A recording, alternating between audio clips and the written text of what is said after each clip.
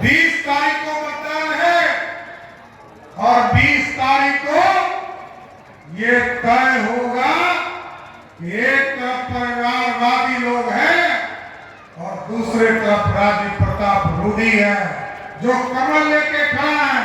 किसको जिताइएगा? कमल साहब को।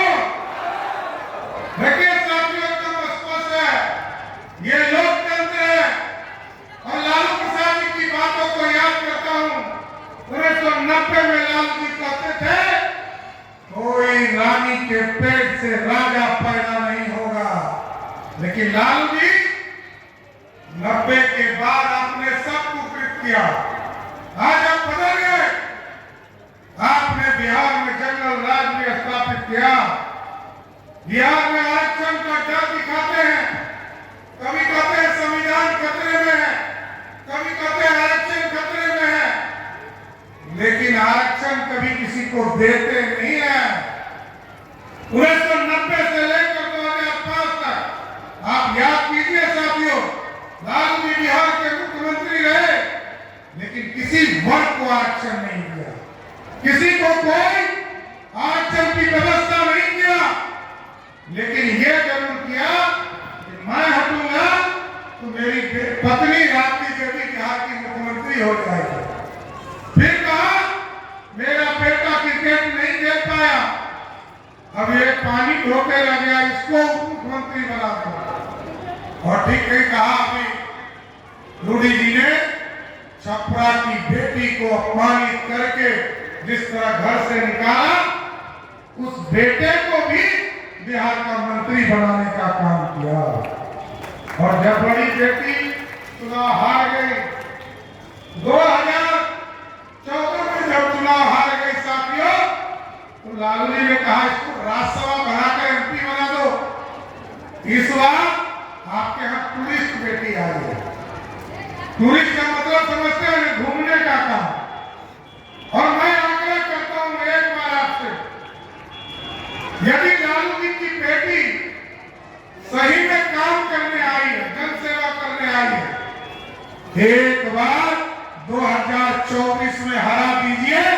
5 साल काम करेगी तो 24 में जरूर जिता दीजिएगा, लेकिन वो काम करने नहीं आई है।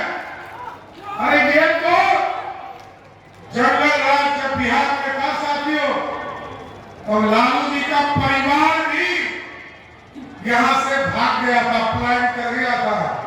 बेटी सिंगापुर चली गई, वो टूरिस्ट बनकर आई है आपके यहां से।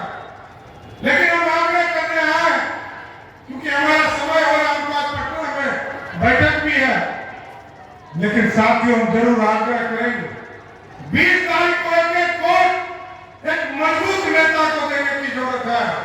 और यहाँ रूडी जी चुनाव जीतेंगे, एकदम अस्वस्थ रहिए, फिर से नरेंद्र मोदी देश के प्रधानमंत्री बन जाएंगे।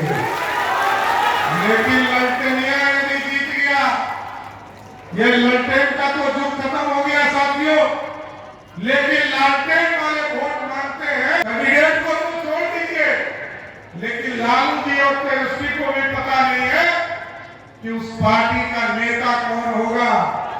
इसलिए हम सभी लोगों से आग्रह करें, देश को श्रेष्ठ बनाना है, देश को मजबूत बनाना है।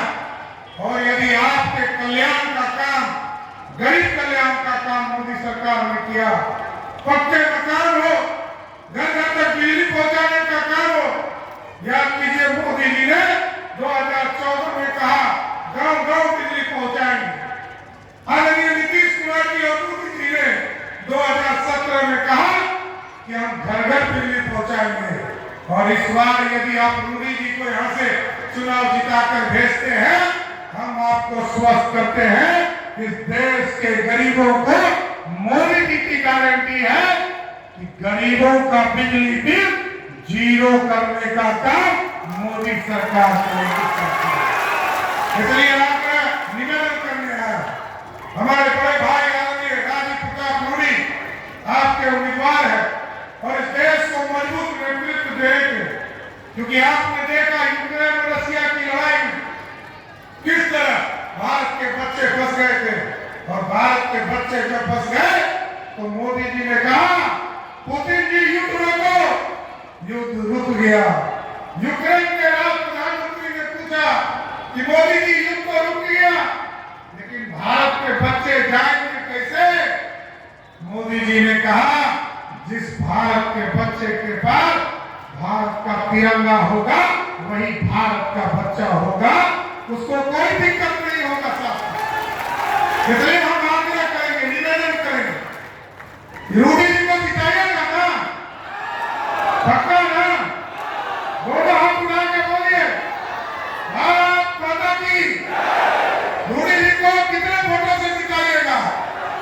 देखिए देश में 400 पार और बिहार में 40 की 40 सीट, तो बिहार में 56 साल से कितने वोटों से जीतना चाहिए? 4 लाख पार, सारा रिकॉर्ड तोड़ दीजिए।